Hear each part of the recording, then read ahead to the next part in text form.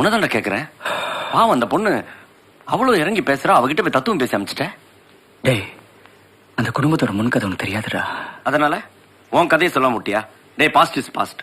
கடைசியா ஒரு தடவை சங்கர் கிட்ட போய் நீ கேட்டா எப்படிடா? அவன் என் காதலுக்கு எதிராக கத்தி வச்சுனா கூட அடிச்சு போட்டு அந்த பொண்ணை தூக்கிட்டு வந்திருப்பேன். அவன் என் முன்னால நட்புலடா வச்சு நிக்கிறான். என்னால முடியலடா. அதனால நட்புக்காக காதல் தியாகம் பண்ண போறியா? எனக்கு வேற வழி தெரியலடா. பெத்த அப்பா அம்மா கிட்ட சொல்ல முடியாத விஷயத்த, கூட பிறந்த அண்ணன் தங்கச்சி கிட்ட சொல்ல முடியாத விஷயத்த ஒரு ஃப்ரெண்டு கிட்ட சொல்லலாம். இன்னைக்கு காதலியா இருக்கிறவன் நாளைக்கு மனைவியா மாறுவா. ஆனா ஃப்ரெண்ட்ஷிப்ங்கிறது என்னைக்குமே மாறாத விஷயம். டேய், 20 வயசுல ஃப்ரெண்டா இருக்கிறோம், 60 வயசுல ஃப்ரெண்டாவே இருப்பான். அப்படிப்பட்ட மாறாத உறவை இழக்க நான் தயாரா இல்ல. டேய், நட்பா காதலான்னு கேட்டேன்னா எனக்கு நட்பு தான் முக்கியம். எல்லாமே மாறி போ